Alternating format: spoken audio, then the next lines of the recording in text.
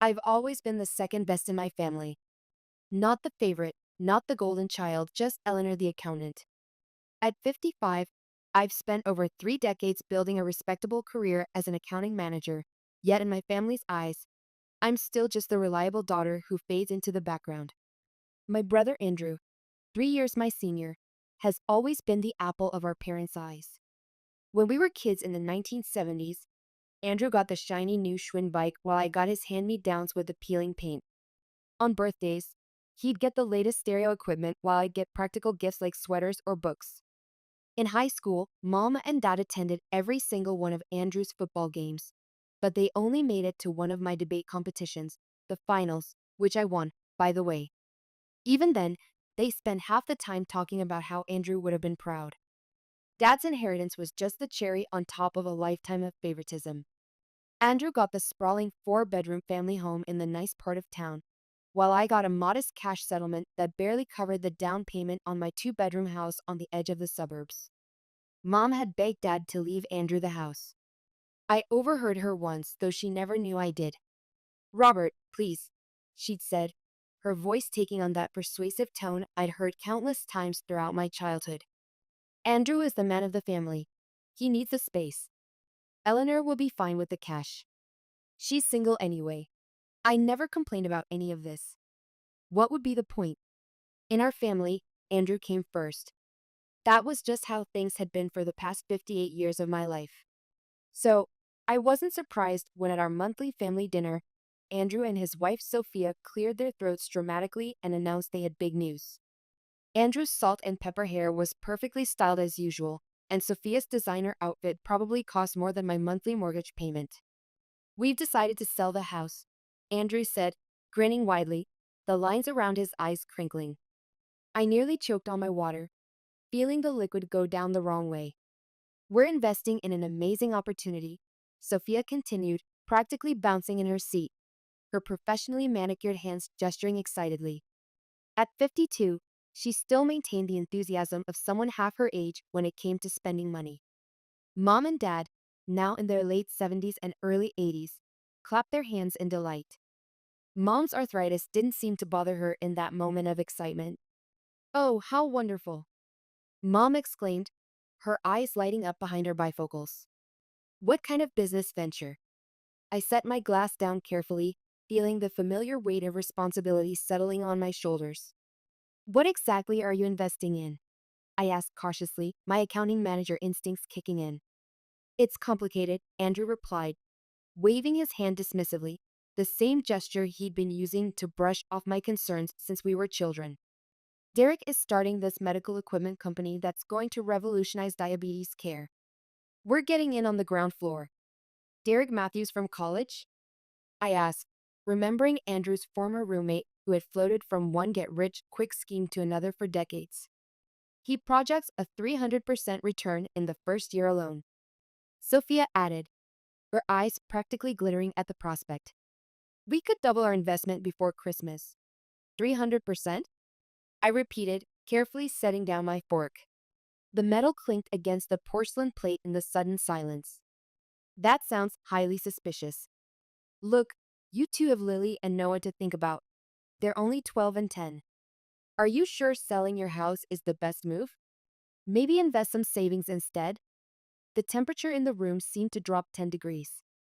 Sophia's smile stiffened, and Andrew gave me that condescending look I'd known my entire life.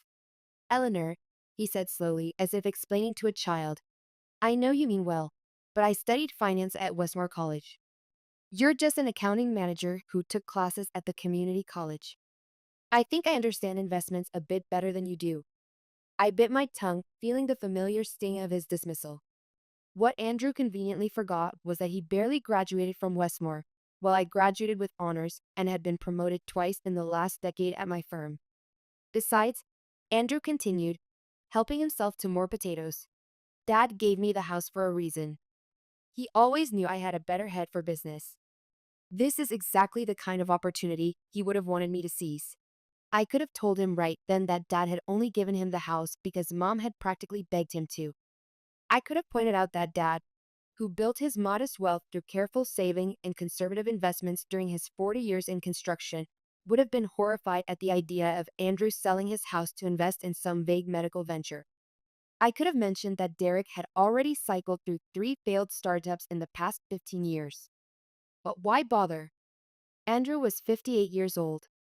He and Sophia had made their decision, and frankly, after a lifetime of playing second fiddle, I wasn't feeling particularly inclined to save him from himself. You're right, I said instead, taking another sip of water. It's your decision. Mom beamed at Andrew, her wrinkled face alight with pride. We're so proud of you for taking this leap, she said. It takes courage to seize an opportunity like this. Dad nodded in agreement, his thinning white hair barely moving. Your grandfather would be proud too. For the rest of dinner, Andrew and Sophia talked about all the things they planned to do with their newfound wealth. They'd travel to Europe, buy a vacation home in Florida, put Lily and Noah in private school. I stayed quiet, nodding and smiling when appropriate. Meanwhile, I mentally went through my renovation plans for my own small house. I'd been systematically updating it room by room using money I'd saved from my boring accounting manager job. Last month, I'd finished the kitchen with new quartz countertops. Next up was the bathroom. At 55, these small improvements gave me immense satisfaction, something tangible I could control and enjoy in my otherwise predictable life. 3 months later, 3 months after that fateful dinner, I was in my newly renovated bathroom enjoying a hot shower under my rainfall showerhead. The steam fogged the glass doors I'd splurged on, and the heated tile floor was a luxury my tired feet appreciated after decades of standing on cold bathroom floors. At 55, I'd learned that small comforts made a big difference in daily life. My phone started buzzing incessantly on the marble countertop. I ignored it at first, determined to enjoy the shower I'd worked so hard to afford. But after the fifth consecutive call, I reluctantly turned off the water and wrapped myself in a plush towel. 6 missed calls from Mom. Not a good sign. I called her back immediately, water still dripping onto my bathroom floor. Eleanor, thank goodness. Mom answered, her voice tense and slightly shrill. Can you come over? It's about Andrew. An hour later, I pulled into my parents' driveway and immediately noticed something odd. A mountain of luggage and boxes piled on the front porch of their modest retirement home. The sight sent a wave of understanding through me before I'd even gotten out of the car. Before I could ring the doorbell, the door swung open, and I was nearly knocked over by Lily and Noah, who came barreling into my legs.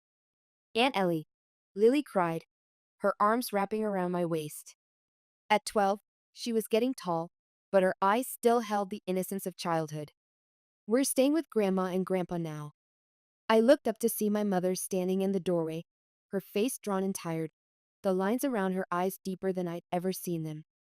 Behind her, Andrew was pacing back and forth, phone pressed to his ear, while Sophia sat on the couch staring blankly at her laptop.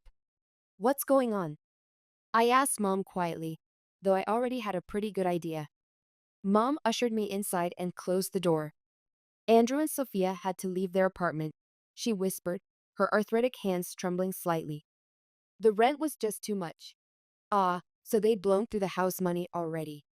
After they sold the house, Andrew and Sophia had promptly bought a flashy red Audi sports car, completely impractical for a family with 2 small children. Then they'd rented a luxury apartment downtown, and Andrew had quit his steady job at the investment firm to focus on the medical equipment venture. I'd heard through the family grapevine that they'd dumped about $500,000 into Derek's business and spent the remaining $100,000 on the car and a lavish vacation to the Maldives, leaving the kids with Mom and Dad for 3 weeks. Derek said the first quarter is always slow, Andrew said loudly, having finished his call. He forced a smile, the new worry lines on his forehead betraying his confident tone. But things are going to pick up any day now.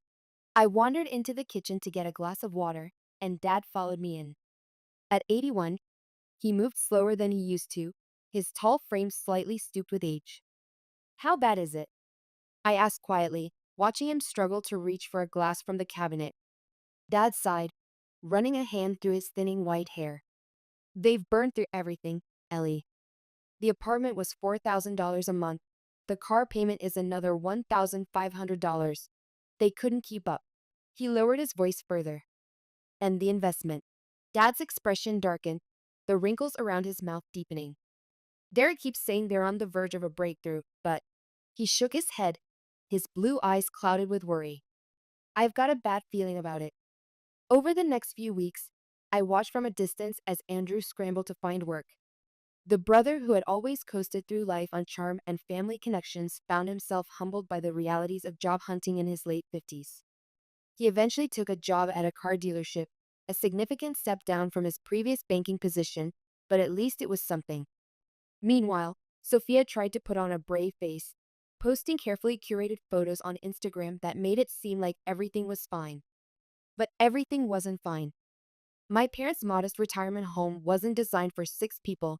3 generations suddenly crammed into a space meant for an elderly couple enjoying their golden years.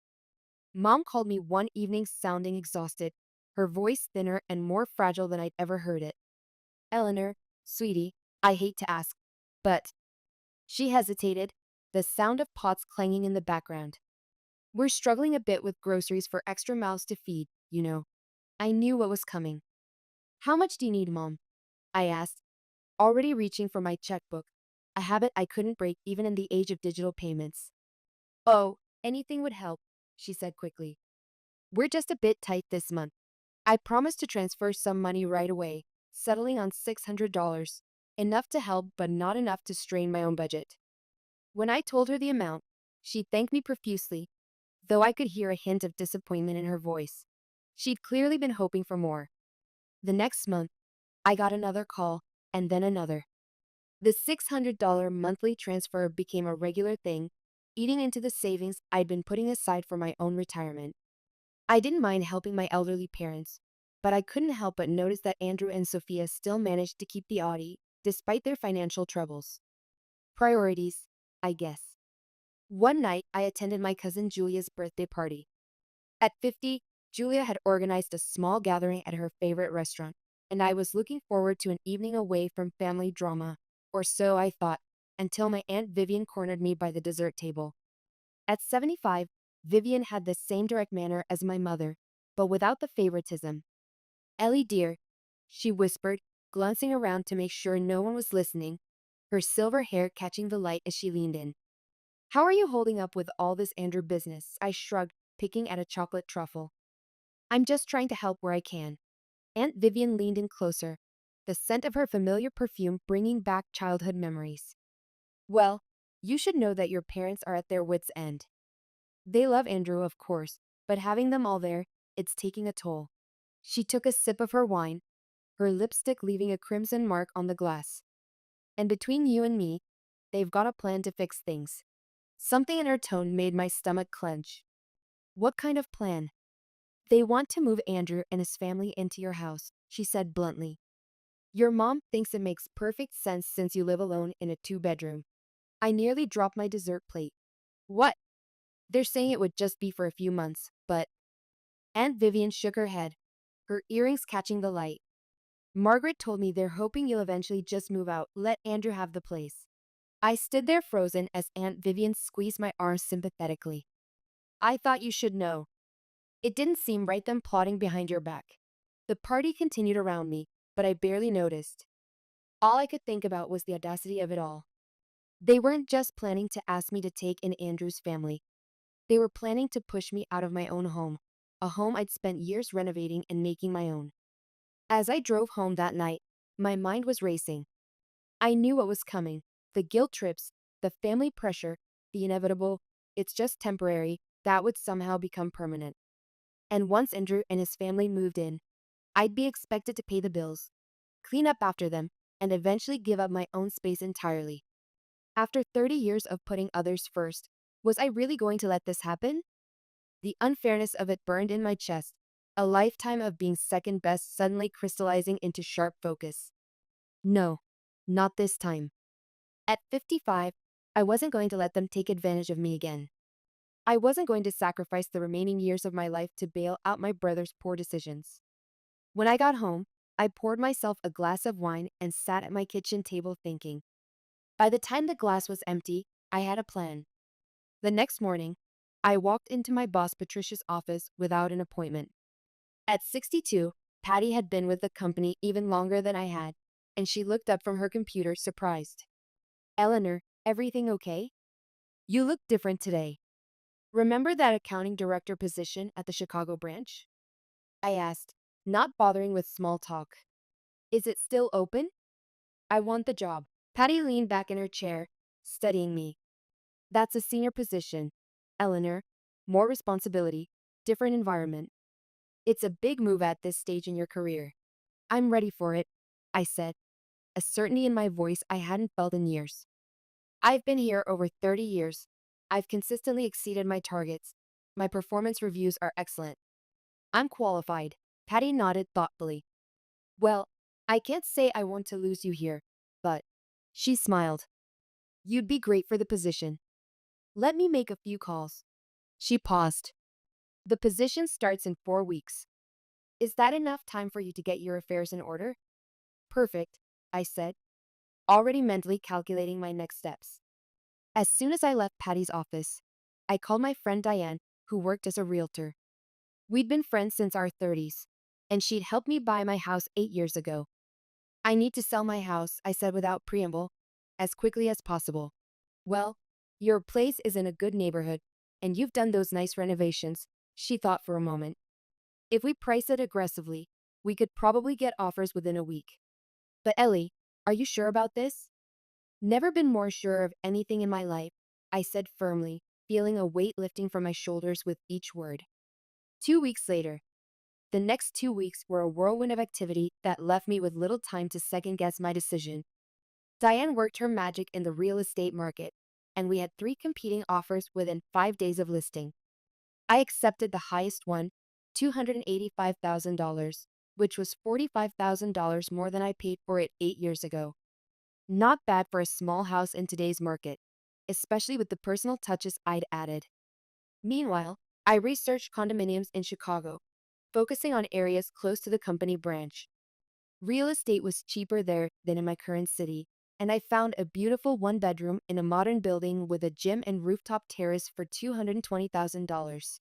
At 55, I was drawn to the idea of a secure building with amenities and less maintenance. I made an offer immediately and started the purchasing process. Through it all, I told no one in my family what I was doing. Mom called twice, once to thank me for the monthly money transfer and once to casually ask if I'd be free for dinner next Saturday. We have some things we want to discuss with you, she said, trying to sound nonchalant, though I could hear the practiced edge in her voice, the same tone she'd used throughout my childhood when she wanted me to give something up for Andrew's benefit. Sure, Mom, I replied, equally casual. I'll be there. I arranged for a moving company to pack and transport most of my belongings to a storage facility in Chicago, scheduled for the day before the family dinner. I kept only what would fit in 2 suitcases, enough clothes for a couple of weeks. My laptop, favorite books, and a few personal items that had sentimental value. A small painting my grandmother had given me, photo albums, and my father's old watch that he'd given me on my 50th birthday. The day after the movers left, I checked into a modest hotel downtown. It felt strange sleeping in an unfamiliar bed, surrounded by generic decor rather than the home I'd carefully created. But it was only temporary, just 3 more days until I flew to Chicago. Saturday evening arrived, and I drove to my parents' house for the last time. I parked a block away, not wanting my packed car to give anything away. As I walked up the familiar path to the front door, I took a deep breath. This was it, the confrontation I'd been avoiding my whole life. At 55, I was finally going to stand up for myself. Mom answered the door with a tight smile, her silver hair perfectly coiffed despite the household chaos. Eleanor, good you're here. We're just about to serve dinner. Inside, the atmosphere was strained. Dad sat at the head of the table looking uncomfortable, his shoulders slightly hunched. Andrew and Sophia were there, too, both wearing expressions that were attempting to be pleasant but came across as smug. The kids were nowhere to be seen, probably watching TV in another room. We exchanged a few empty phrases about the weather, local news, and how busy work had been. The tension was palpable, everyone avoiding the real reason for this dinner. Finally, Mom set down her fork with a deliberate motion. Eleanor, honey, we wanted to talk to you about your house. Her voice had the same persuasive quality she'd used my entire life when she wanted me to give something up for Andrew. What about it? I asked innocently, pushing my piece around the plate. Well, Mom continued, her hands fidgeting with her napkin. Your father and I have been thinking it might make sense for Andrew and his family to stay with you for a little while, just until they get back on their feet. I looked at Andrew, who was studying his plate with sudden interest, a strand of gray hair falling across his forehead. Sophia was watching me, a hint of challenge in her eyes, her manicured nails tapping lightly on the table. For how long? I asked, knowing full well what the answer would be. Andrew shrugged, the gesture so reminiscent of his teenage years it almost made me laugh. Not sure yet.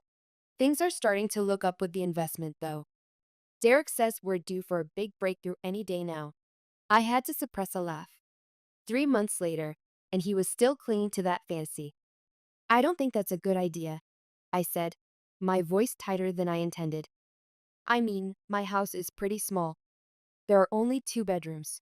You could take the smaller bedroom and give them the master, Mom suggested quickly, her words coming out in a well-rehearsed rush. Or maybe you could stay with a friend for a bit, just until things settle down.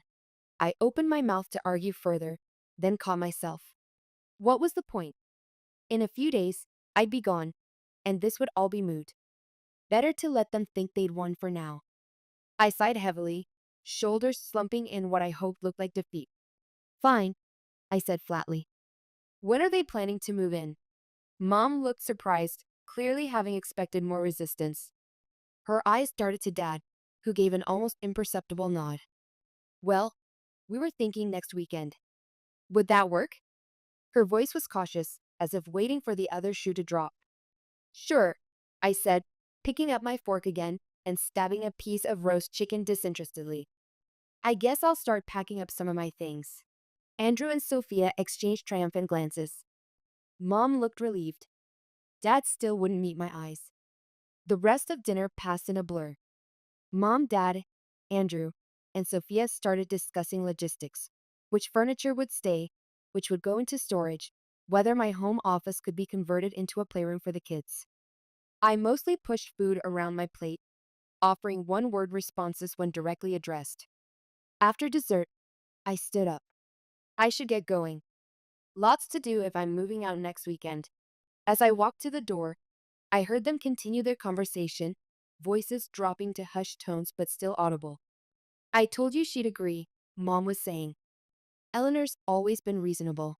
Should we help her pack her stuff? Dad asked, a hint of concern in his voice that warmed my heart slightly. No need, Sophia replied dismissively. Most of it can just stay in the garage. It's not like she has anything valuable. We'll need to get a new couch, Andrew added. That old thing she has kills my back.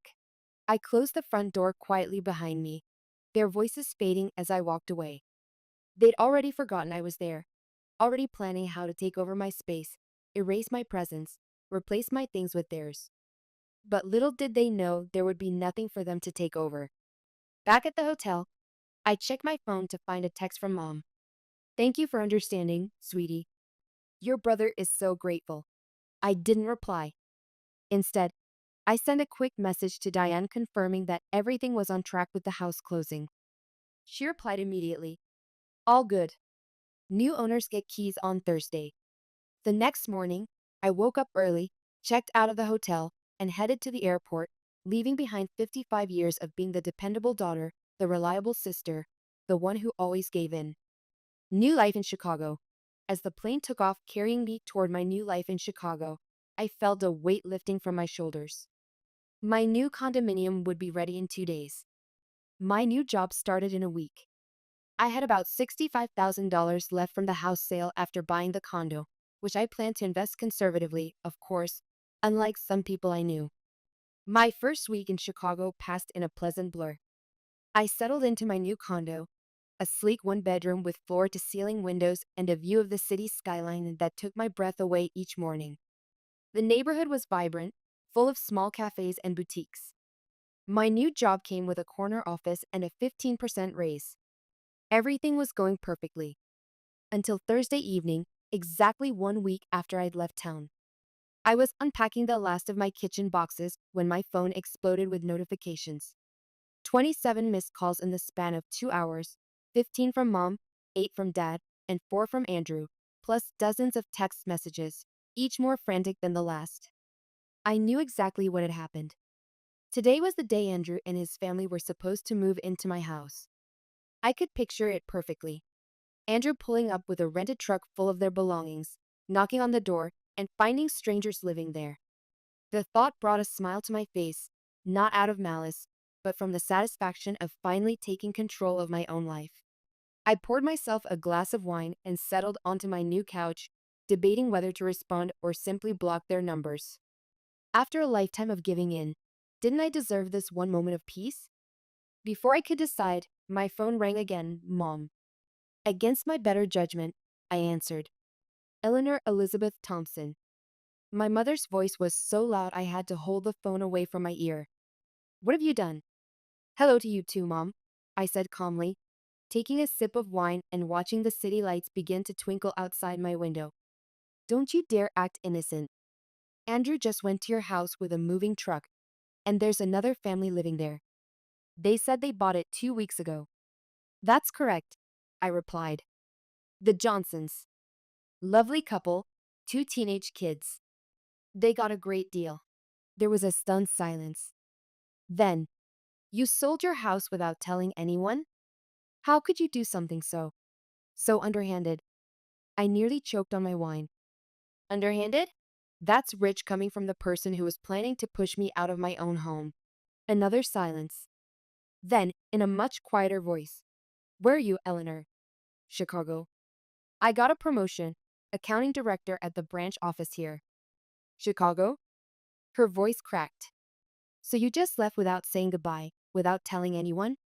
Kind of like how you were planning to kick me out of my own house without asking first, I pointed out, surprising myself with my own directness. That was different, Mom insisted, her voice taking on the defensive tone I knew so well. We're family. We needed your help. No, Mom. Andrew and Sophia needed a bailout for their bad decisions, and instead of holding them accountable, you decided I should be the one to sacrifice again. Like always. That's not fair, isn't it? The words tumbled out before I could stop them, 55 years of built-up frustration finally finding its voice. My entire life, it's been Andrew first, Eleanor second. When we needed new school clothes, Andrew got the designer ones. When we both had events, you went to his. When Dad received his inheritance, Andrew got the nice house because you convinced Dad he deserved it more. Eleanor, and now, when Andrew screws up royally, when he and Sophia make the stupidest financial decision possible, your solution is to take away my house, my home, that I worked for, that I've been fixing up room by room with my own money. No, not this time. The line went quiet for so long I thought she might have hung up. Then, in a voice colder than I'd ever heard from her, I don't know who you think you're talking to, young lady, but I am still your mother, and as of this moment, I no longer consider you my daughter. I had prepared myself for anger, for guilt trips, for manipulation, but this still hurt more than I expected. I took a deep breath, feeling the sting of tears threatening. I think we both know that's always been the case, Mom, I said quietly. Oh, and I'm canceling the monthly transfers, the $600 I've been sending for Andrew's family. That's done. She went silent again, and I could practically hear the gears turning in her head. Her anger at me versus her need for my money. We don't want your money, she finally said, but her voice lacked conviction. Good, because you're not getting it anymore. Goodbye, Mom. I hung up before she could respond and blocked her number. Then I blocked Dad, Andrew, and Sophia for good measure. Almost immediately, my phone buzzed with texts from unfamiliar numbers. Andrew using Dad's phone, Mom using a friend's. I turned off my phone completely and finished my wine in peaceful silence. The next day, I bought a new phone with a new number. I shared it only with my closest friends, my new colleagues, and Aunt Vivian, who sent me a congratulatory bouquet when I told her what I'd done. Epilogue. 6 months later. 6 months passed. I thrived in my new position, the responsibilities of being an accounting director challenging me in ways I hadn't experienced in years. I made new friends through a book club and a gardening class I joined on weekends.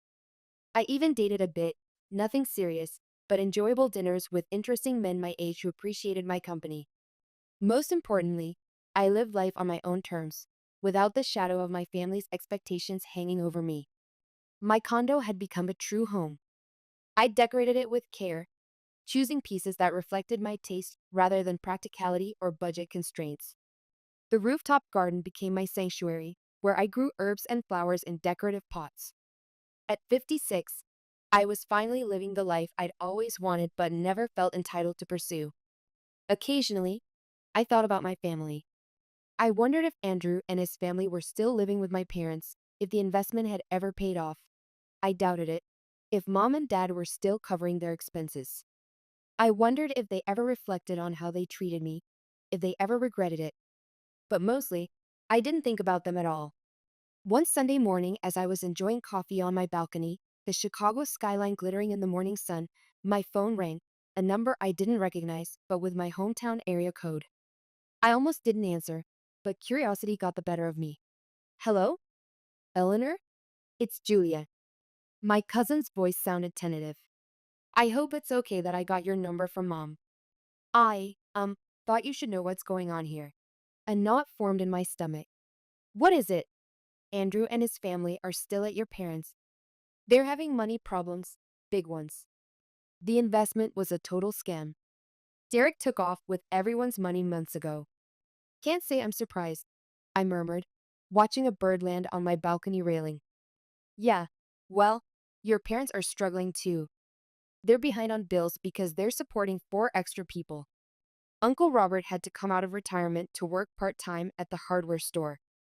At 81, he's stocking shelves 3 days a week. I said nothing, waiting for the guilt trip, the plea for me to send money again. But Julia surprised me. I'm not telling you this because I think you should help, she said quickly. Actually, the opposite. Everyone in the family is talking about how you were the smart one, getting out when you did. Even Aunt Margaret has admitted privately to Mom that they shouldn't have tried to take your house. I felt a complicated mix of emotions: vindication, sadness for my elderly father having to work, concern for the children caught in the middle of adult mistakes. How are Lily and Noah doing? I asked, thinking of my niece and nephew. They're okay. Noah's struggling a bit in school with all the upheaval, but Lily's resilient. She talks about you sometimes, says she misses her Aunt Ellie. That touched me. Tell her I miss her too, if you see her. After we hung up, I sat on my balcony for a long time, watching the city below. The morning light cast long shadows across the urban landscape, not unlike the shadows my family history had cast across my life. I felt no satisfaction in my family's struggles, but no guilt either. They had made their choices. I had made mine. For the first time in my life, I had chosen myself, and the view from here was beautiful. At 56, I had finally discovered that being second best in someone else's story meant I was free to be the protagonist in my own. I picked up my phone again and scrolled to Julia's number. Maybe it was time to rebuild some bridges, selectively, on my terms.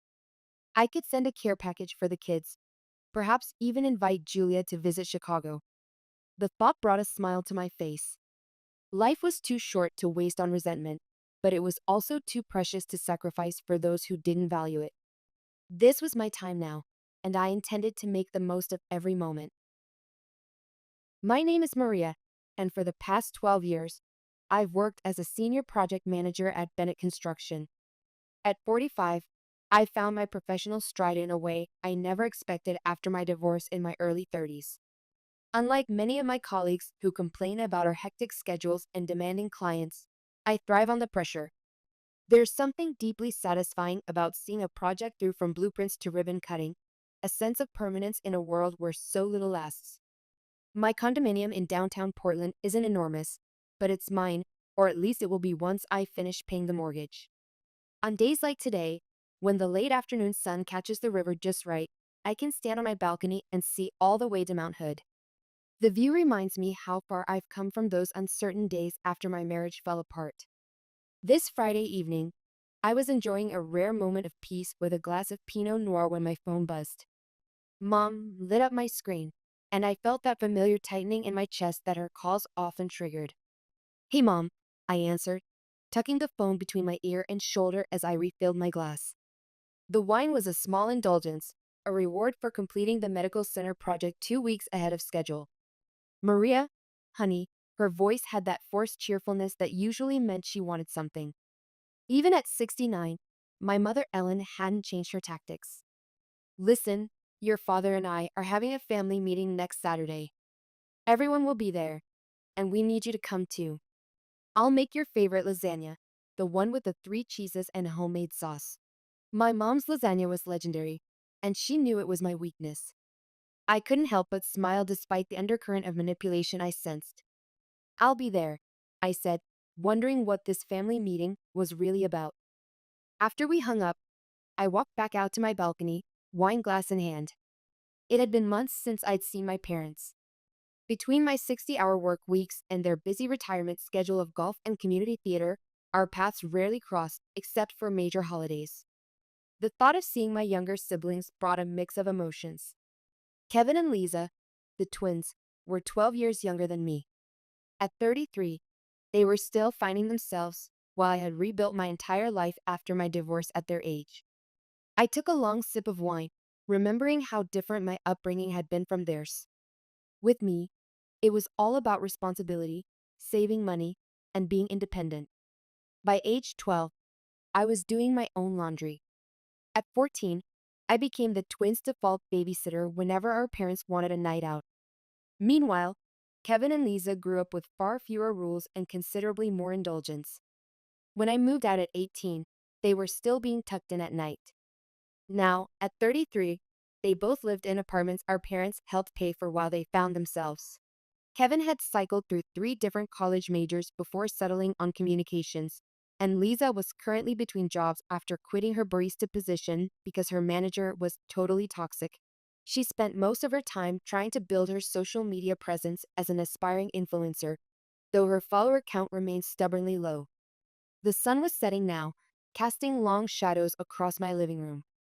I finished my wine and wondered what exactly my parents wanted to discuss that required bribing me with my favorite meal. The following Saturday, the following Saturday, I pulled into my parents' driveway at exactly 4 p.m.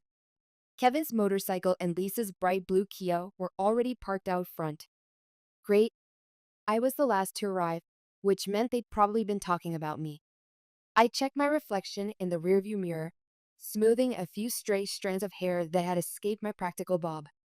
The few gray hairs at my temples were more visible in the afternoon light, but I decided years ago to let them come naturally, one of many lessons from my divorce about accepting what I couldn't control. As I approached the front door, I could hear laughter from inside. It stopped abruptly when I rang the doorbell. Mom answered, wearing an apron and a slightly strained smile that didn't quite reach her eyes. "Maria, come in, come in." She gave me a quick hug that smelled of garlic and that expensive perfume Dad bought her every Christmas. At 72, my father still tried to impress her with gifts he could barely afford on his retirement income. The twins were sitting close together on the living room couch, their heads bent toward each other in conspiratorial fashion. When I walked in, they looked up simultaneously with identical expressions of forced casualness.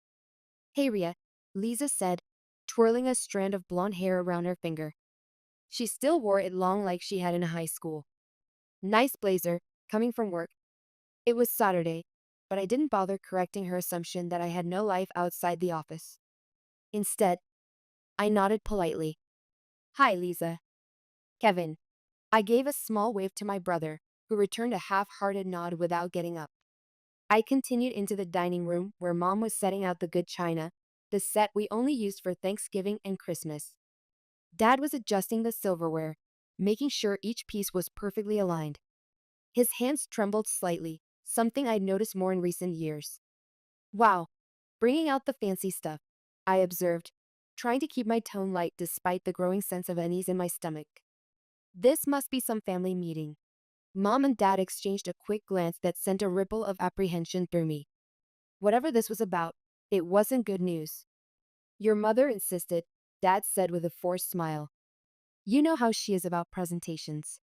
Before I could ask what was going on, The twins sauntered in and took their usual seats across from me.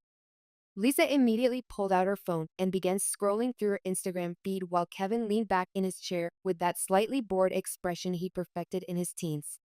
Dinner with the family. Throughout dinner, the conversation remained painfully superficial. Mom talked about her garden club and how they were planning a special display for the community center's anniversary celebration. Dad mentioned a new golf club he was considering, though I knew from our last conversation that his arthritis was making it harder for him to play. The twins shared gossip about people I didn't know from their circle of friends, exchanging knowing glances that excluded me from their private jokes. No one asked about my work or life, which wasn't unusual, but still stung after all these years. I'd just completed the biggest project of my career, a six-story medical building that had earned praise from both the client and the architectural community. But in this house, my achievements had always been expected rather than celebrated. The lasagna was amazing, as promised, the rich layers of cheese and sauce melting on my tongue with each bite. But I couldn't fully enjoy it with the underlying tension in the room.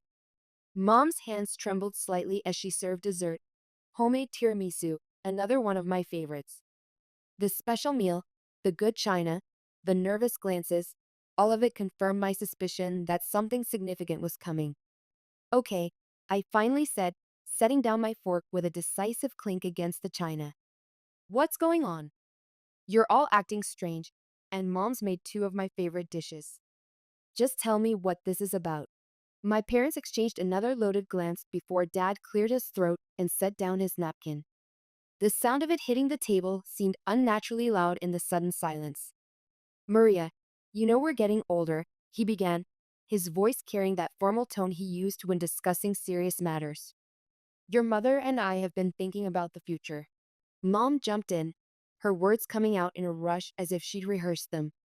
We've decided to finalize our will, and we wanted to tell you about it in person. Okay, I said cautiously, feeling my shoulders tense. Something in her tone sent warning signals through my body. We've decided, Dad continued, looking somewhere over my left shoulder rather than meeting my eyes, that the house and the lake cottage will go to Kevin and Lisa. The room went silent. I stared at my father, waiting for the rest, but he just looked at me expectantly. My heart began to pound loudly in my ears. And I finally asked, my voice sounding distant even to myself. That's it, Mom said, her voice oddly defensive. She twisted her wedding ring around her finger, a nervous habit she'd had as long as I could remember. You should understand, honey. You're doing so well financially, and the twins are still finding their way. They need the security more than you do. I looked across the table at my siblings. They were both trying, and failing, to suppress smug smiles. Kevin leaned forward, his elbows on the table in the exact way Mom had always scolded me for as a child. Just so we're clear, he said, his voice carrying a note of triumph that made my stomach clench. We wanted you to know now, so there's no confusion later. Everything goes to us.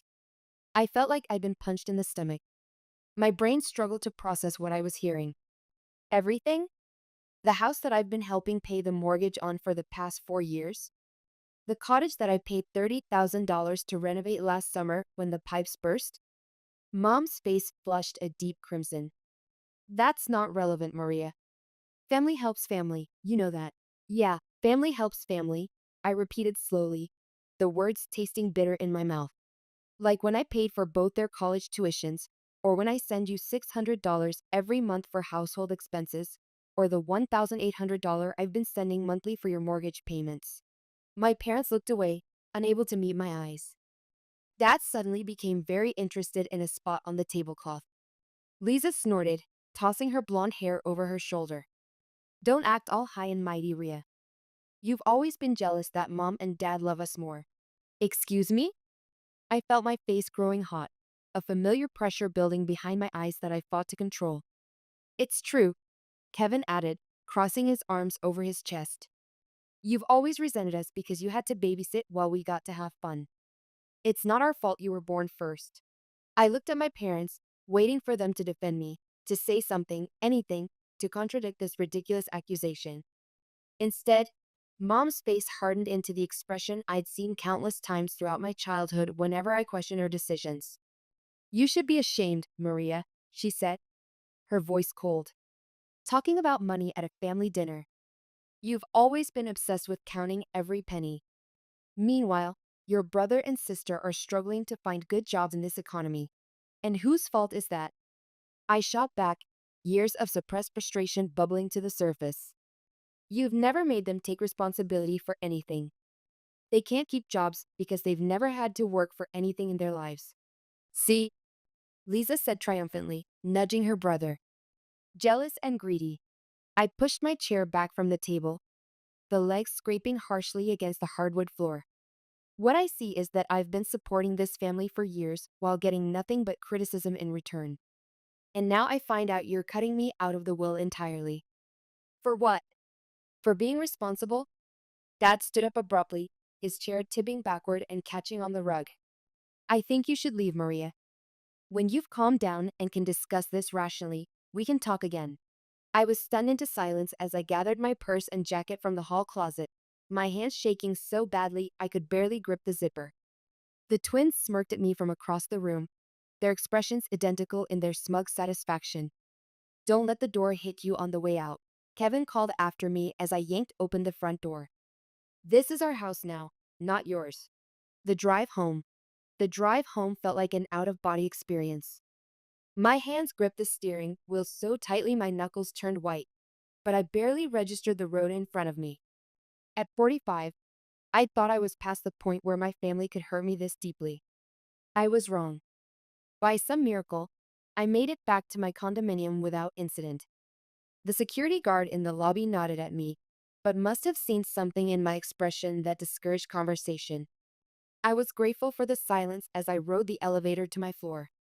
You're such an idiot, Maria, I muttered to myself as I kicked off my shoes in the entryway. My voice sounded hollow in the quiet apartment. Such a complete and utter fool. I went straight to my wine rack and grabbed a bottle of Cabernet, not the cheap stuff I usually save for cooking, but the expensive one I'd been saving for a special occasion.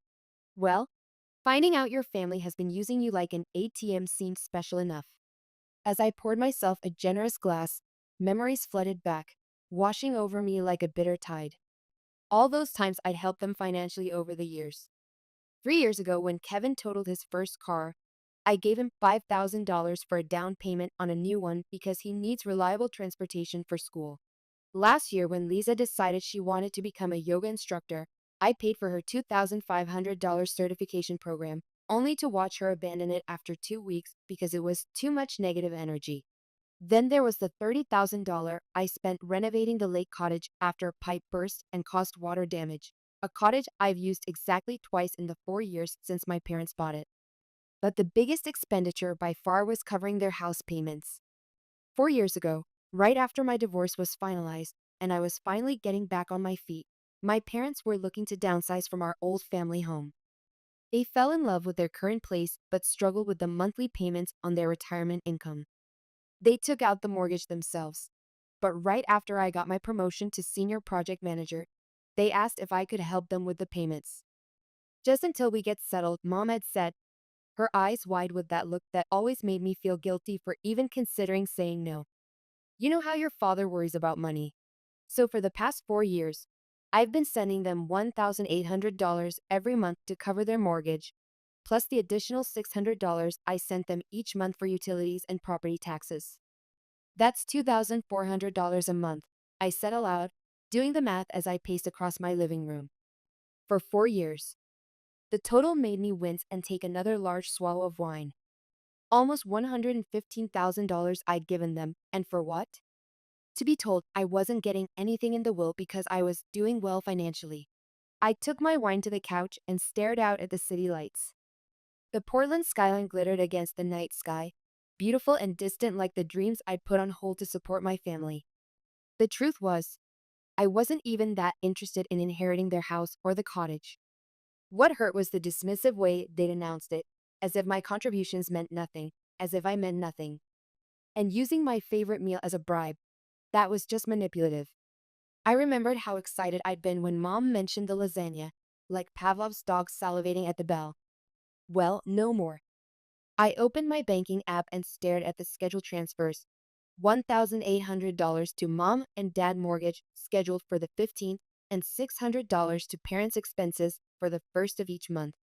With a deep breath, I canceled both recurring payments. My finger trembled slightly as I pressed confirm, but as soon as I did, a weight seemed to lift from my shoulders. Then I turned off my phone, finished my wine, and went to bed. For the first time in years, I fell asleep thinking about my future rather than my family's needs.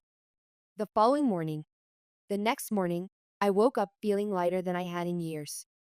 Sunlight streamed through the blinds I'd forgotten to close, and instead of my usual Sunday morning rush to check emails and plan the week ahead, I stayed in bed, savoring the simple pleasure of having nowhere to be. For the first time, I didn't have to worry about setting aside a huge chunk of my paycheck for my parents. I could actually start saving aggressively for my own future, maybe even take that trip to Italy I'd been dreaming about since college. My financial advisor had been telling me for years that I needed to boost my retirement savings, and now I finally could. I made myself a proper breakfast, eggs, toast, and fresh coffee, instead of my usual granola bar eaten over the sink. As I ate, I scrolled through travel websites on my tablet, allowing myself to imagine walking through Roman piazzas and Tuscan vineyards. By the time I finished my second cup of coffee, I'd bookmarked 3 potential itineraries. I spent the next 2 weeks throwing myself into work, staying late at the office, and bringing projects home on weekends. The Bennett Medical Center project was in its final phase, and I found genuine satisfaction in focusing on something I was good at, something that appreciated my contributions. My phone remained blissfully silent, no calls or texts from my family. It was as if our confrontation had never happened, which suited me fine. Then, exactly 14 days after the disastrous dinner, I received a text from my mother. "Maria, don't forget the mortgage payment is due today. Also, we need the household money by Friday. The electric bill is higher this month." I stared at my phone in disbelief, my coffee cup frozen halfway to my lips. Was she serious? After everything that had happened, she was still expecting me to send money, as if cutting me out of the will and insulting me to my face was just business as usual? The audacity was breathtaking. I set my cup down carefully, took a deep breath, and typed a response. "I won't be making any more payments for the mortgage or bills. I'm not going to financially support a house that you've made clear I have no stake in. Please make other arrangements." I hit send and set my phone down, my heart pounding against my ribs like it was trying to escape. Within 15 minutes, it rang. Mom's name flashed on the screen. I almost let it go to voicemail, but decided it was better to deal with this now. I took another deep breath and answered. "How dare you?" she shrieked, skipping any greeting. Her voice was so loud I had to hold the phone away from my ear. "You can't just stop paying without warning. What are we supposed to do?" "Hello to you too, Mom," I said, keeping my voice calm despite the tremor I felt in my hands. "And I'm giving you warning now. I won't be making any more payments. You can't do this to us. We're your parents. You have an obligation." The pitch of her voice kept rising with each sentence. "I don't, actually," I interrupted, surprised by my own firmness. "I've been helping voluntarily because I thought we were a family who supported each other. But after learning that you and Dad are leaving everything to Kevin and Lisa, I realize this arrangement isn't fair to me." "This is about the will," she huffed. "I knew it. You're just greedy and jealous. Your father and I raised you better than this." "No, Mom. This is about respect. I've spent years helping all of you financially, and in return, I get cut out of the will and insulted at dinner. I'm done being the family piggy bank." I hung up before she could respond, my hands shaking so badly I nearly dropped the phone. I sat down heavily on the couch, my legs suddenly unable to support me. Part of me was horrified at what I'd done. The dutiful daughter I'd been my whole life was screaming in protest. But another part, a stronger part, felt something close to exhilaration. The calls started coming in almost immediately, first my mother again, then my father, then both twins. I let them all go to voicemail. Their messages ranged from tearful pleas to vicious insults. "Maria, please," Dad begged in one message, his voice sounding older and more fragile than I'd ever heard it. "We can't make the mortgage without you. We'll lose the house.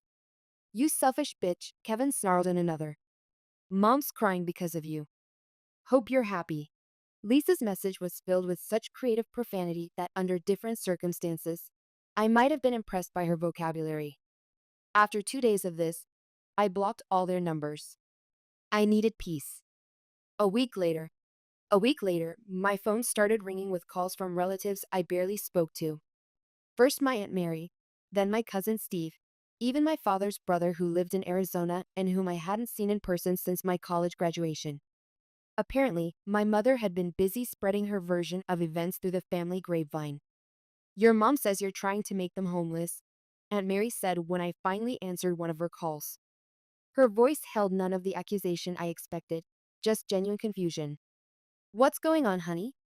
I took a deep breath and explained the situation, the will, the dinner, and most importantly, the fact that I'd been paying their mortgage for 4 years without anyone in the family knowing. "That can't be right," she said, sounding genuinely confused.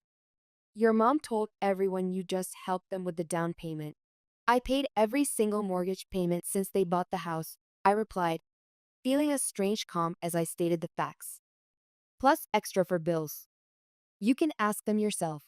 Similar conversations followed with other relatives. Some sided with me, particularly my cousins who had experienced their own versions of family favoritism.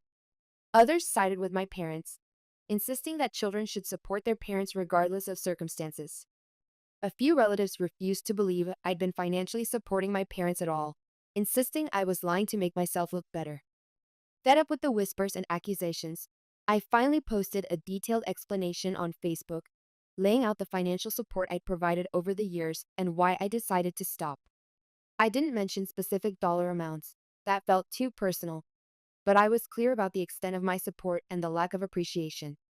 I ended my post with, "I love my family, but I can't keep subsidizing their lifestyle while being treated as an outsider. It's time for me to prioritize my own future." The post generated dozens of supportive comments, but also plenty of criticism. Some relatives thought I was wrong to air family business publicly. Others suggested I should keep paying the mortgage regardless of the will situation because they're still your parents. My cousin Emily, whom I hadn't spoken to in years, sent me a private message saying she'd gone through something similar with her brothers and offered to meet for coffee. The mixed reactions bothered me less than I expected. At 45, I was finally learning that I couldn't control what others thought of me. I could only control my own actions and responses. A month passed without any contact from my immediate family. I'd started to think maybe they'd finally accepted my decision and moved on. Work was busy as usual, and I was finally enjoying the financial freedom of not supporting 4 extra adults. I'd even put a deposit down on that trip to Italy I'd been dreaming about for years. The travel agent had promised me a room with a view of the Arno River in Florence. Business trip to Sacramento. It was a Tuesday when I got the assignment to oversee a project in Sacramento. The company had just completed construction on a medical office building, and they needed someone to handle the final inspections and client walkthrough. "It's just 3 days," my boss assured me as he handed over the file. "You'll fly out Wednesday morning and be back Friday night. I know it's short notice, but Davis called in sick, and you're the only one I trust with this client." I felt a small glow of pride at his confidence in me. After 20 years in this industry, it was nice to have my expertise recognized. I packed lightly, just a carry-on suitcase with the essentials and my laptop. The trip went smoothly, almost suspiciously so. The client was thrilled with the building, the inspections passed with only minor issues to address, and I even managed to enjoy a nice dinner at a local restaurant recommended by the concierge at my hotel. By Friday afternoon, I was on a flight back home, feeling accomplished and ready for a relaxing weekend. I'd planned to spend Saturday browsing furniture stores for a new dining set, another small luxury I could now afford without worrying about my family's financial needs. When I finally arrived at my apartment building around 8 p.m., the first thing I noticed was that something looked off about my door. From down the hallway, as I got closer, my stomach dropped.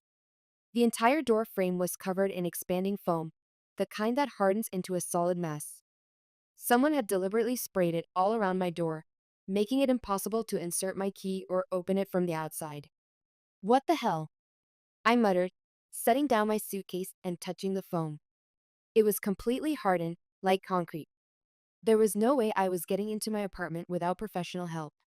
I pulled out my phone and called the building's emergency maintenance number, but got voicemail.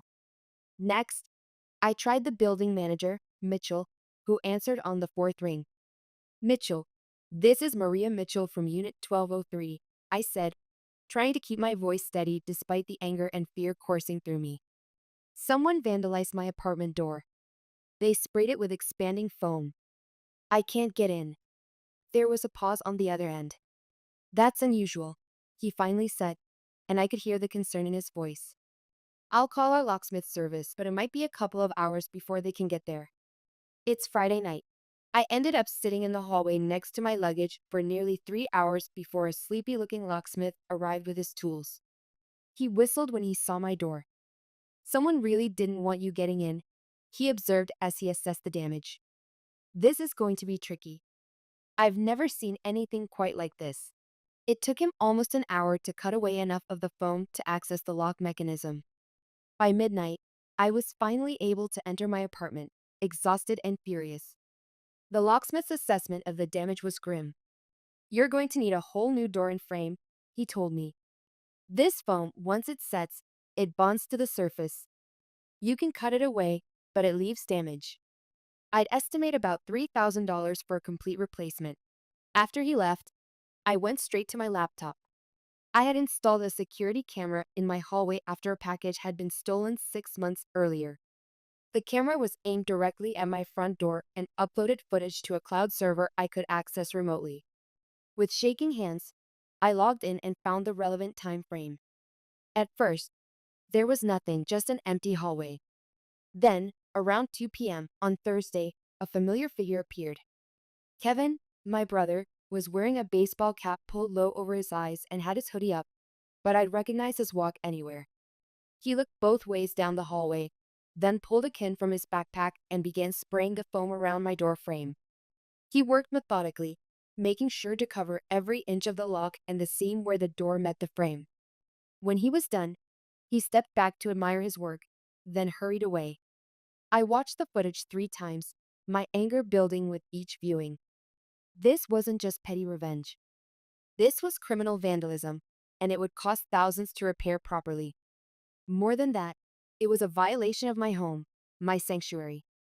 In that moment, something hardened inside me, like the foam around my door. At the police station, the next morning, I took the video footage to the local police station and filed a formal complaint against my brother. I'd spent a restless night wrestling with the decision, but ultimately concluded that this time, family loyalty had to take a backseat to personal boundaries. Somewhere along the way, my family had lost all respect for those boundaries, and it was time for consequences. The officer who took my statement was a woman about my age, with tired eyes and a patient expression that suggested she'd heard every kind of family dispute possible. Do you have any idea why he would do this? She asked as she typed my information into her computer. Financial disputes, I said simply. I didn't feel like explaining my entire family drama to a stranger, the years of support, the will, the ultimatums. The emotional weight of it all felt too heavy to unpack in this sterile interview room with its fluorescent lights and faint smell of coffee. The officer nodded and continued typing. We'll have someone contact him for questioning. In the meantime, do you have somewhere safe to stay if you're concerned about your safety? I'll be fine, I said, perhaps too quickly. I've changed my locks, and the building has security cameras and a doorman. I just want him held accountable for the damage. 3 days later, I received a call from the same officer. Ms. Mitchell, we brought your brother in for questioning. He initially denied everything, but when we showed him the video footage, he admitted to vandalizing your door. Good, I said, feeling a grim satisfaction that surprised me. What happens now? We've charged him with criminal mischief and property damage. Given the cost of repairs, it's a more serious charge. He could be looking at fines and possibly probation. I thanked her and hung up. Almost immediately, my phone rang again. It was a number I didn't recognize, but I answered anyway, half expecting it to be someone from the police department with additional questions. Maria, what have you done? It was my father, his voice trembling with rage. The police arrested Kevin, your own brother. I took a deep breath, steadying myself against the kitchen counter. They didn't arrest him, Dad. They brought him in for questioning after I filed a complaint about him vandalizing my apartment. He's just a kid. He made a mistake. My father's voice cracked with emotion. He's 33 years old, I replied flatly, surprised by my own calmness. And his mistake is going to cost over $3,000 to fix properly. The building manager says they'll have to replace the entire door and frame. This is how you treat family? By calling the police on them? Family doesn't vandalize each other's homes, Dad, I said, feeling a surge of righteous anger. Family doesn't destroy property or try to lock someone out of their own apartment. There was a pause before he spoke again, his voice lower, but no less intense. What do we need to do to make this go away? $3,000 for the repairs, I said immediately. Pay for what he destroyed, and I'll withdraw the complaint. That's extortion. He sputtered. That's consequences, I corrected him. Kevin destroyed my property, and now he needs to pay for it, or he can deal with the legal system. His choice. My father hung up without another word. I set the phone down on the counter and noticed my hands were shaking. Standing up to my family was still new territory, and the adrenaline left me feeling both empowered and exhausted. The next day, my mother called. Unlike my father, she didn't yell. Instead, her voice was cold and cutting, like ice against skin. I never thought you'd sink this low, she said. Using the police to get revenge on your own family. It's not revenge, Mom, I said, moving to my balcony where the fresh air and city view always helped me think more clearly. It's holding Kevin accountable for his actions. He was upset. We all are. You've left us struggling to make ends meet after we relied on your help for so long. The mortgage company is threatening foreclosure. I bit back a sarcastic response about poor planning and entitlement. I'm sorry you're having financial difficulties, but that doesn't give Kevin the right to vandalize my home. She was quiet for a moment. And if we pay, you'll drop the charges? Yes, I confirmed. Fine, she said tersely. We'll send you the money, but don't expect anything else from us ever again. I nearly laughed at the irony. That was already made perfectly clear at our family dinner, Mom. The transfer and moving forward, 2 days later, I received a bank transfer for exactly $3,000. No message, no apology, just the money. I contacted the police and told them I didn't want to press charges anymore. The officer sounded disappointed but said she understood. Family situations can be complicated, she said sympathetically. You have no idea, I replied, feeling a strange mix of relief and sadness. With the money from my parents, I was able to get my door properly repaired. The building manager was understanding but suggested I might want to consider additional security measures.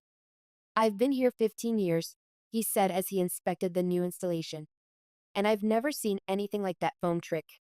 Whoever did it really wanted to cause problems. I nodded, not bothering to explain that it was my own brother. I'll take your advice, I said, and later that week, I upgraded my camera system and added a second lock just to be safe. 6 months have passed since I last had any direct contact with my immediate family.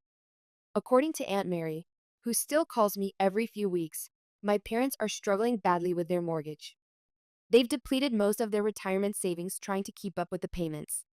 Your mom's waitressing at that diner near their house, she told me during our last call, her voice tinged with concern. Morning shifts, and your father's working at the hardware store 6 days a week now. They're barely making ends meet.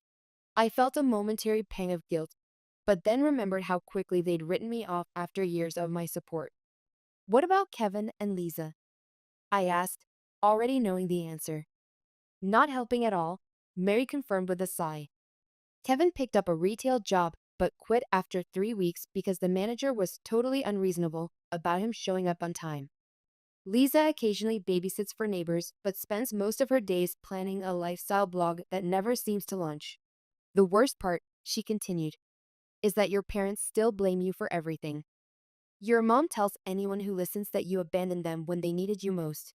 I just smiled and changed the subject to Mary's upcoming knee surgery. I no longer care what they say about me. Epilogue. My life has never been better. I got promoted to senior director last month with a substantial raise. I took that trip to Italy, a 21-day journey through Rome, Florence, and the Amalfi Coast, and have another vacation planned to Japan in the spring. My condominium now has a proper home office where I can work in peace, and I've redecorated the living room with furniture I actually love rather than pieces I settled for because they were affordable. I've made new friends through my hiking group, and I've been dating someone interesting for the past 2 months. A landscape architect I met at a client dinner who makes me laugh and doesn't keep score of favors or affection. Last week, I met with my financial advisor to increase my retirement contributions. "You're in great shape now," she told me, reviewing my portfolio. "If you keep this up, you'll be able to retire comfortably at 60 if you want to." As I walked home from her office, I realized what a gift my family had inadvertently given me. By cutting me out of their will and their lives, they had forced me to prioritize myself for the first time. The painful truth was that I hadn't really been part of the family for years. I'd just been their financial support system. Now, at 45, I finally understand that family isn't just about blood relations or obligation. It's about mutual respect, appreciation, and genuine care. I'm building that kind of family now, one friendship and authentic connection at a time. For the first time in my adult life, my money is my own, my time is my own, my future is my own, and it feels like freedom. My name is Elizabeth, but most people call me Beth.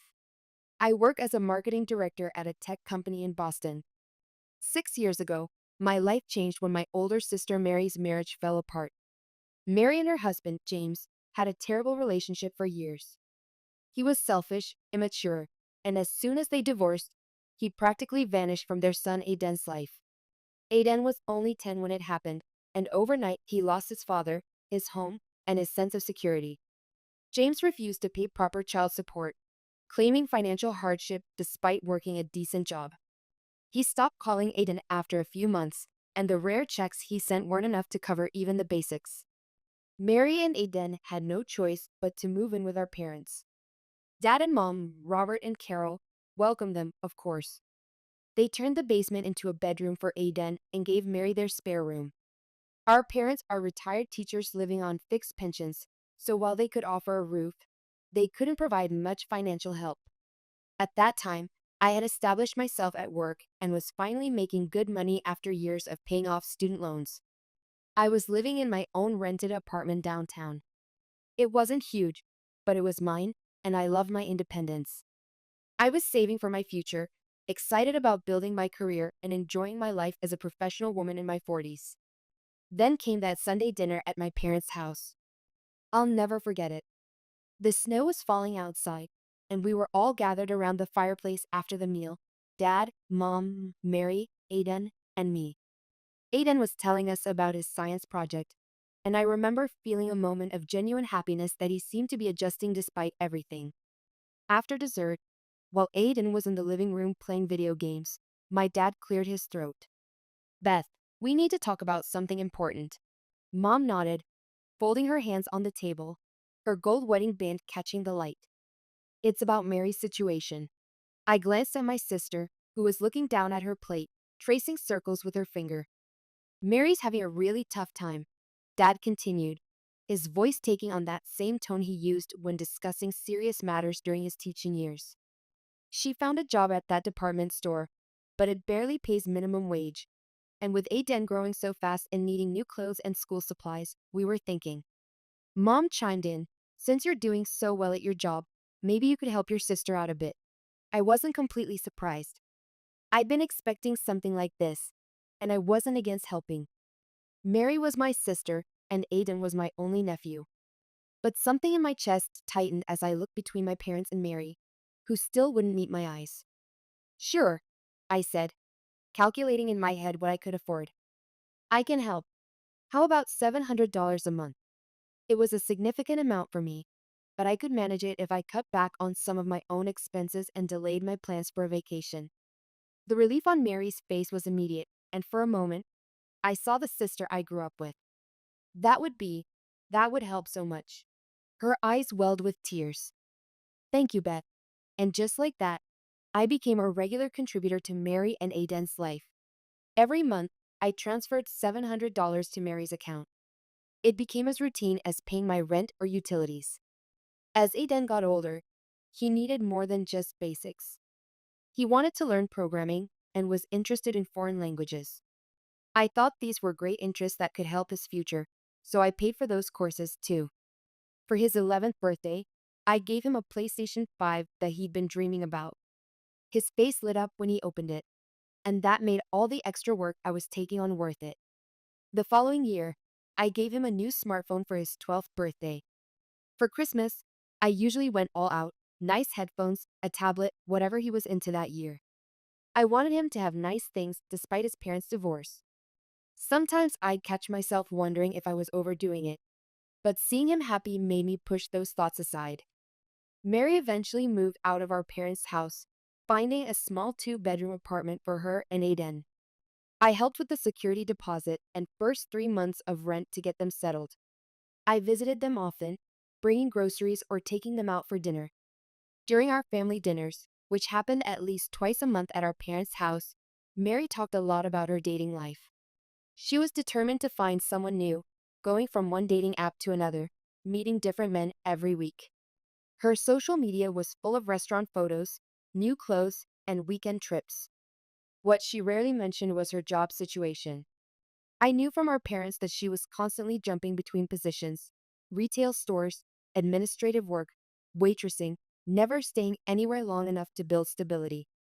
My parents were covering most of her basic expenses, while my money went to extras for her and Aiden. A year after I started helping Mary, I received a significant promotion at work, nearly doubling my salary. I was thrilled and decided to start saving for a down payment on my own condo instead of continuing to rent. At the celebratory work dinner, my colleagues toasted my success. To Beth, who definitely earned this, my boss said, raising her glass, "Your dedication has paid off." But at the next family dinner, the atmosphere couldn't have been more different. Dad asked how work was going as he carved the roast. "Actually, I have good news," I said, trying to keep my tone casual. "I got a promotion. I'm thinking of saving for my own place now." Mary's head snapped up, her fork pausing halfway to her mouth. "A promotion? How much more are you making?" I hesitated but answered honestly. "It's nearly double what I was making before." Mary's eyes narrowed slightly, and I recognized that look from our childhood arguments. "Well," she said, her voice taking on an edge, "that means you can afford to help me twice as much too, right? $1,400 a month instead of $700? I nearly choked on my water. "What, Mary? That's... It's only fair," she interrupted, setting down her fork with a deliberate motion.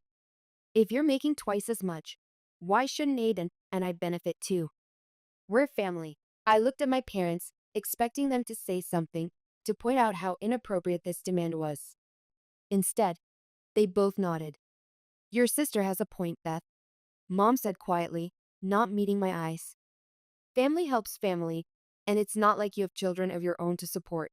Her words stung, hitting an old wound about my single status at 45. I felt cornered. 3 pairs of eyes were staring at me, waiting. Aiden was the only one not present, having gone to a friend's house after eating. "Actually," Mary said, leaning forward, her voice suddenly sweet, $1,500 would be better. Aiden needs braces soon, and his programming courses are getting more expensive." Under pressure, feeling like I had no choice, I nodded. "Fine, $1,500 a month." But as I drove home that night through Boston's snow-covered streets, I couldn't shake the feeling that something wasn't right in this arrangement. It felt less like helping and more like an obligation, or worse, an expectation. I gripped the steering wheel tighter, tears threatening to spill. "What am I doing?" I whispered to my empty car. When did I become an ATM instead of a sister?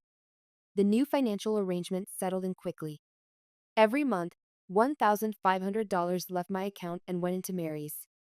I had to cut back on my own expenses and extend my timeline for saving up for a down payment, but I managed. I told myself it was temporary. Eventually, Mary would find a stable job and get back on her feet. When Aiden's 13th birthday came around, I showed up at my parents' house with a mid-range electric scooter. Something told me I needed to set a boundary. Aiden seemed pleased enough when he opened it, but Mary sat in the corner with a sour expression all evening. I probably didn't live up to her expectations. The next 2 years passed in a similar pattern.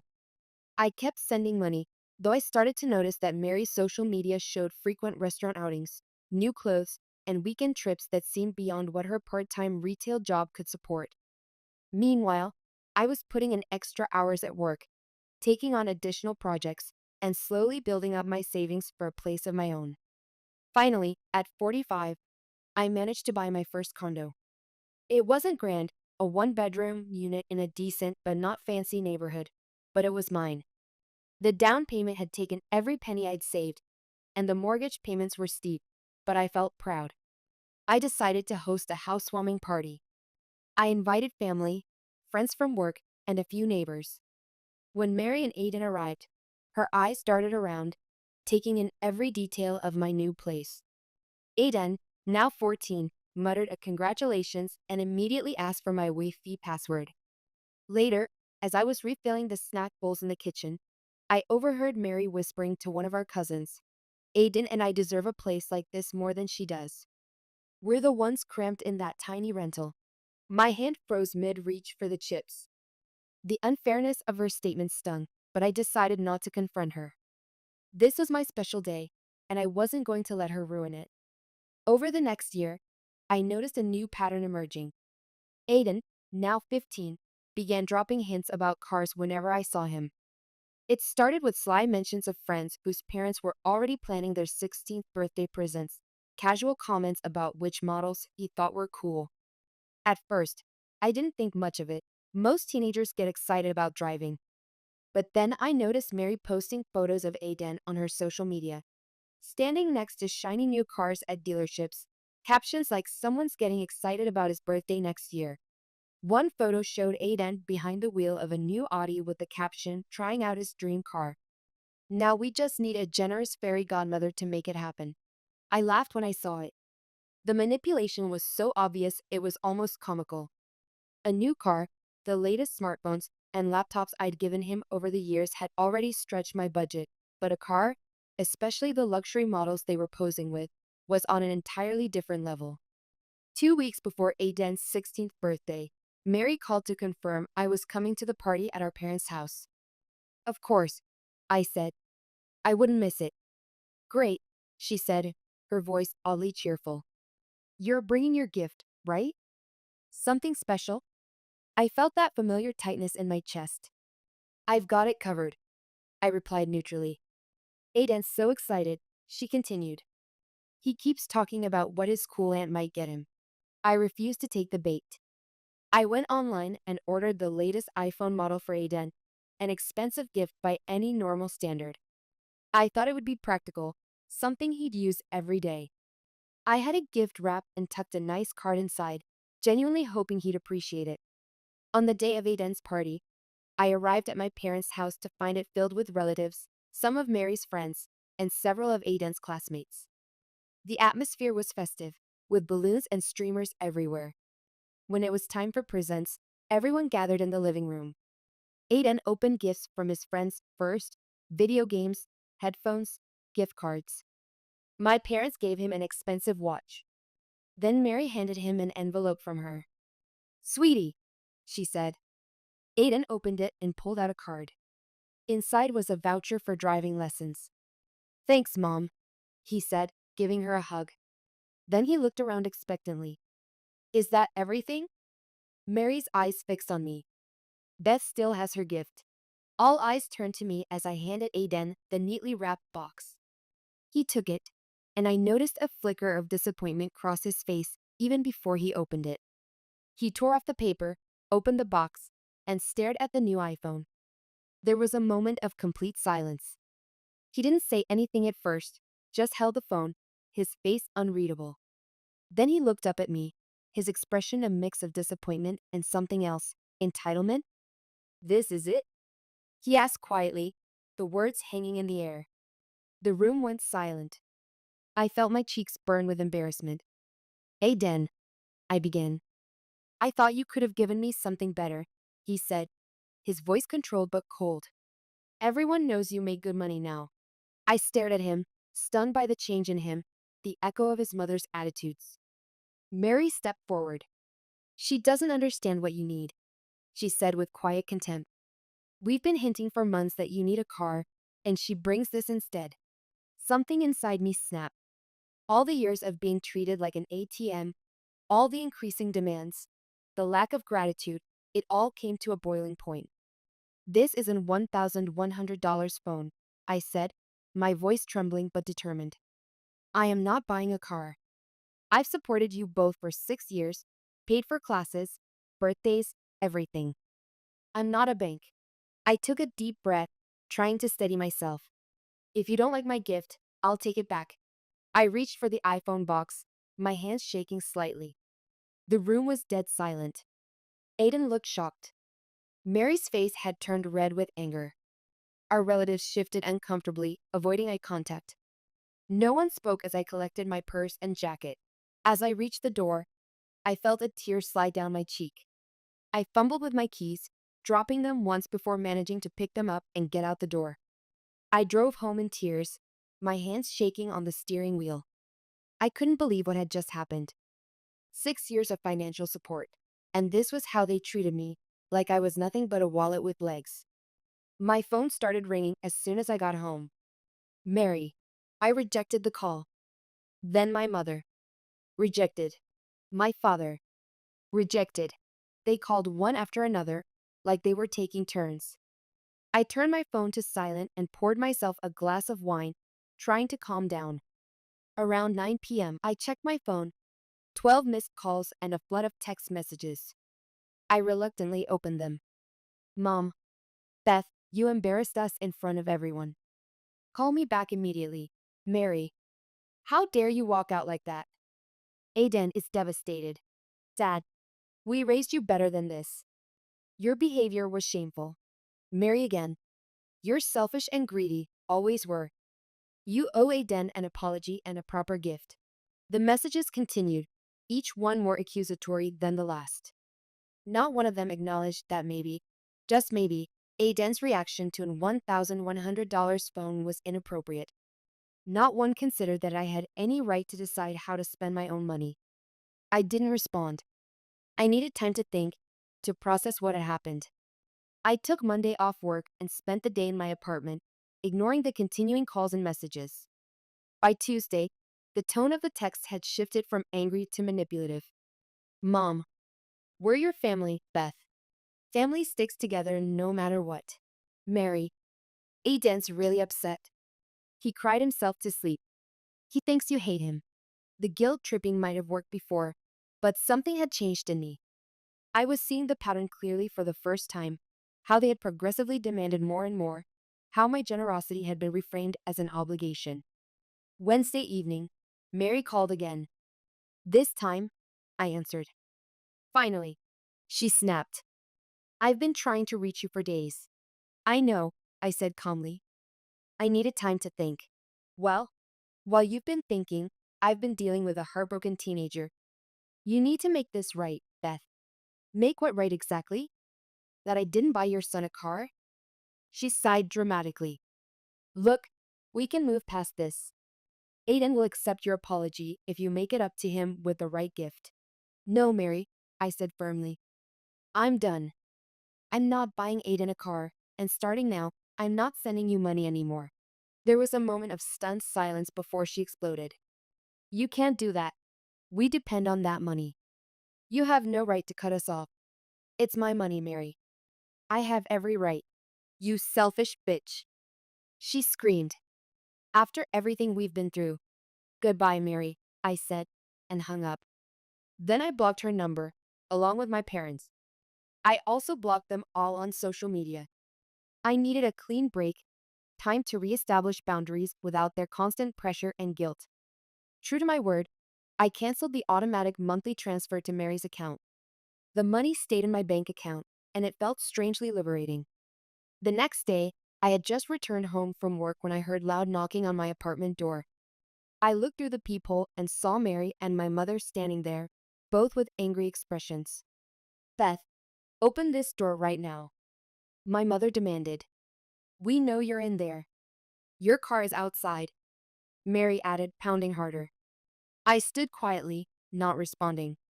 You can't just cut us off, Mary shouted through the door. Aiden needs that money for his programming classes. Beth, this is childish, my mother called. Open the door so we can talk about this reasonably. I finally spoke through the door. I'm not opening it. I have nothing to say to either of you. You have no right to stop supporting your sister. My mother said. Family helps family. I'm done being treated like an ATM, I replied. I've helped for 6 years. It's enough. Mary kicked the door hard. You owe us that money. I don't owe you anything, I said, my voice steady. And if you don't leave now, I'm calling the police. You wouldn't dare, Mary hissed. I took out my phone. Try me. There was muttered conversation between them, and finally, I heard them walking away. My mother's final words drifted back. You'll regret this, Beth. Family is all you have in the end. In the following days, I learned from a cousin that Mary and my parents were telling relatives that I had suddenly abandoned them financially for no reason. They claimed I had promised to support Aiden through college, but had broken my word out of selfishness. Fortunately, most of our extended family knew better. They'd seen firsthand how much I'd given over the years. My Aunt Emma even called to check on me. I wasn't at Aiden's party, Beth, she said, but what happened wasn't right. You've done more than enough for them. Her support meant a lot, but the situation with my immediate family remained painful. I threw myself into work, started therapy, and focused on rebuilding my social life outside of family obligations. For the first time in years, I had money to spend on myself without guilt. I took a short vacation, joined a book club, started dating again. 3 months passed without contact, then 6. I learned through the family grapevine that Mary had been forced to move to a smaller apartment and get a full-time job. Aiden had dropped his programming classes. My parents were complaining about helping them financially. Sometimes I felt guilty, wondering if I'd been too harsh. But then I'd remember Aiden's face as he looked at my gift with disappointment, Mary's contemptuous words, my parents' betrayal. 6 months after the blow-up, on a rainy Tuesday evening, I was leaving my office building when I heard someone call my name. I turned to see Aiden standing by the entrance, soaked from the rain, looking older and somehow different than I remembered. Aunt Beth, he said, his voice deeper than before. Can we talk? I hesitated, surprised to see him. Does your mother know you're here? He shook his head. No, and I'd like to keep it that way. I studied him for a moment, then nodded. There's a coffee shop around the corner. We walked silently through the rain, ordered drinks, and found a quiet corner table. Aiden seemed nervous, fidgeting with his cup. I'm listening, I said finally. He took a deep breath. I came to say I'm sorry. About my birthday. About how I acted. It was wrong. I was surprised by his directness. What brought this on? Reality, I guess, he said with a weak smile. When you stopped sending money, everything changed. Mom had to work full time. I had to drop some activities. At first, I was angry at you. Mom kept saying you were selfish and that you'd come around eventually. He paused, taking a sip of his hot chocolate. But you didn't, and after a while, I started thinking about everything you'd done for us over the years. All the gifts, the money, the classes. I realized how much I'd taken it all for granted. His eyes met mine. When I got a job at the grocery store 3 months ago, I understood even better. Working for my own money made me see things differently. I felt a mix of emotions, pride that he'd matured, sadness for the rift, anger still simmering beneath the surface. I appreciate you saying that, Aiden. It means a lot. Can you forgive me? He asked, looking younger suddenly, more like the boy I remembered. I'm working on it, I said honestly. It's not just about the birthday. It's about years of being treated like I was obligated to support you and your mom. That hurt. He nodded. I understand. I just miss you, and I want you to know I'm different now. I don't expect anything from you. I felt something soften inside me. We can work on rebuilding our relationship. It will take time, though. Relief washed over his face. That's all I'm asking for. Does your mother know you've got a job? I asked. Yeah, but she thinks it's stupid. Says I should be focusing on school, not wasting time for minimum wage. But I like earning my own money. I smiled. I'm proud of you for that, Aiden. We talked for another hour, catching up on his school and friends. When we finally parted, he asked, "Can we meet again sometime? Maybe next week?" "I'd like that," I said, "but let's keep it between us for now. I'm not ready to deal with your mom or my parents yet." He nodded. "It'll be our secret." As I watched him walk away, I felt a complicated mix of emotions. There was still a long way to go, but that small reconnection felt like the beginning of something new, a relationship based on mutual respect rather than financial dependence. For the first time in months, I felt hopeful. Epilogue. It's been 8 months since Aiden and I had that coffee together. We've settled into a routine of meeting every couple of weeks. Sometimes we grab dinner. Sometimes we just walk around Boston and talk. He's grown so much in this short time, not just physically, but in maturity and perspective. I got promoted at the store, he told me last week, his face lighting up with pride. I'm a shift supervisor now. More responsibility, better pay. That's fantastic, Aiden, I said, genuinely proud of him. How does it feel? Good. Really good. I'm saving up for a used car, he added with a shy smile. Nothing fancy, just something reliable to get around in. I nodded, appreciating the irony, but saying nothing about it. The Aiden who had expected a luxury car for his birthday was gone. In his place was this thoughtful young man who understood the value of working for what he wanted. Our conversations never involve requests for money, and I don't offer any. It's a clean relationship now, based on genuine connection rather than financial dependence. Sometimes he tells me about his struggles or asks for advice, but never for cash, and that makes all the difference. As for Mary and my parents, I haven't spoken to any of them since that day at my apartment door.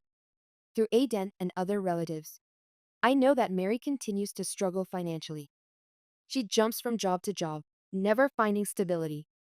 My parents still support her, covering her rent when she falls short and helping with Aiden's school expenses. Sometimes I wonder if I should reach out, try to mend those relationships. But then I remember how they treated me, not as a daughter or sister, but as a resource to be exploited. The wound is still too fresh, the betrayal too deep. Maybe someday I'll be ready to forgive them, but not yet. For now, I'm focused on healing myself and nurturing the one family relationship that's proven worth saving. Aiden keeps our relationship secret from his mother and my parents. "Mom still gets angry whenever your name comes up," he told me once. "And Grandma and Grandpa take her side. It's easier if they don't know we talk." I found peace in this new arrangement. My financial situation has improved significantly. Without the drain of supporting Mary, I've been able to furnish my condo properly, build an emergency fund, and even start planning a real vacation, my first in years. More importantly, I've learned valuable lessons about boundaries, about the difference between generosity and exploitation, about the complexity of family dynamics. I've learned that sometimes the most loving thing you can do, both for yourself and others, is to say no. Last week, I ran into my mother at the grocery store. We made eye contact across the produce section. For a moment, I thought she might approach me, that there might be an opportunity for reconciliation. Instead, she turned her cart around and walked in the opposite direction. It hurt, but I understood. Some bridges take a long time to rebuild, if they can be rebuilt at all. I'm not closing any doors permanently, but I'm also not rushing to open them. Time will tell what happens with those relationships. Continuing with the revised story, as I walked back to my car that day, watching my mother disappear down another aisle of the grocery store, I felt a strange mix of sadness and relief. The sadness was for what might have been, a family that supported each other equally, that celebrated successes rather than viewing them as opportunities for gain. The relief was in knowing I'd finally broken free from an unhealthy cycle. My therapist calls this complicated grief, mourning the loss of relationships that are still technically there but fundamentally broken. In our sessions, she's helped me understand that my feelings of guilt aren't evidence that I made the wrong choice, but rather the residue of years of emotional manipulation. "You're grieving the family you wished you had," she told me, "not the one that actually exists." Those words resonated deeply. For years, I'd been pouring money and energy into a fantasy that if I just gave enough, my sister would get on her feet, my parents would recognize my sacrifices, and we'd become the supportive family I longed for. The reality was that my giving had enabled Mary's dependence and entitlement, not helped her grow. Last month, Aiden and I met at a cafe near his school. He came rushing in, a newspaper clutched in his hand. "Aunt Beth, look," he said, sliding into the booth across from me. He unfolded the paper to show me a used car advertisement he'd circled. "It's a 2009 Honda Civic, low mileage, and the price just dropped. I've been saving up, and I think I'm almost there." I looked at the ad, then at his excited face. "That's a reliable car. Good choice." "I was hoping you'd say that," he said, fidgeting with his napkin. Would you? Would you come with me to look at it? The seller's available this weekend." "Of course," I said, touched that he'd asked for my opinion rather than my wallet. "I'd be happy to." That Saturday, we met at the address listed in the ad. The car was indeed in good condition for its age, a sensible, practical vehicle that would serve him well. Aiden walked around it slowly, asking intelligent questions about maintenance history and gas mileage. The owner, impressed by his thoroughness, seemed inclined to knock a bit more off the price. As Aiden and the seller discussed payment details, I stood back, watching my nephew handle himself with a maturity that made my chest swell with pride. This was the same boy who'd once expected a luxury car as a birthday gift, now carefully counting out cash he'd earned himself for a used Honda. After the paperwork was signed and keys exchanged, Aiden drove his new purchase around the block, beaming with a sense of accomplishment I'd never seen in him before. "I did it," he said when he parked again. "My own car, bought with my own money. How does it feel?" I asked. He thought for a moment. "Better. Much better than if someone had just given it to me." On the drive home, Aiden grew quiet. "Finally," he said, "Mom's going to be upset when I bring this home. She still talks about how you should have bought me a car." "What will you tell her?" I asked. "The truth. That I wanted to do this myself." He gripped the steering wheel a little tighter. "But I'm not looking forward to it." I reached over and squeezed his shoulder. "You're stronger than you think, Aiden." A week later, he texted me. "Mom freaked out about the car. Said I should have waited for a better option. But Grandpa actually stood up for me. Said he was proud I bought it myself." It was a small crack in the united front they presented against me, and though I tried not to read too much into it, it gave me hope that perhaps my father was beginning to see something valuable in self-reliance. As for me, life has settled into a new rhythm. I've started dating a kind, thoughtful man I met through my book club. I've redecorated my condo and taken up painting, something I've always wanted to try, but never had time for when my evenings were filled with worry about Mary and Aiden. My emergency fund has grown, and I'm planning a trip to Europe next spring, my first real vacation in over a decade. Sometimes, in quiet moments, I still wonder what might have happened if I kept quiet at Aiden's birthday party, if I continued to be the family ATM. Would Mary have ever gotten a stable job? Would Aiden have learned the value of work? Would I have postponed my own life indefinitely for their benefit? I'll never know for sure, but what I do know is this. Boundaries aren't just barriers to keep others out. They're frameworks that shape healthier relationships for everyone involved. By saying no to being exploited, I gave Aiden the chance to say yes to responsibility. By stepping back, I created space for him to step forward. That's the lesson I hold onto on the days when guilt tries to creep back in. When I see my mother in the grocery store and she turns away. When I drive past our family home and wonder if I'll ever be welcome there again. Some people might see my story as a sad one, a family fractured, relationships damaged. But I see it differently. I see it as a story of growth, of painful but necessary change, of finding the courage to value myself enough to say, "This is not okay." And in that courage, I've discovered a strength I never knew I had. A strength that allows me to look toward the future with hope rather than dread, to build relationships based on mutual respect rather than obligation, and to define family not by blood alone, but by how we treat each other. Aiden and I have plans to meet for dinner next week. He's bringing his girlfriend, someone he's been dating for a few months now. "I think you'll really like her, Aunt Beth," he told me. She's studying computer science, works part-time like me. She gets it. That simple phrase, she gets it, speaks volumes. It tells me that Aiden is choosing people in his life who understand the value of work, of independence, of earning your way. It tells me that despite the environment he was raised in, he's finding his own path. And that, more than anything else, makes all the difficult choices worthwhile.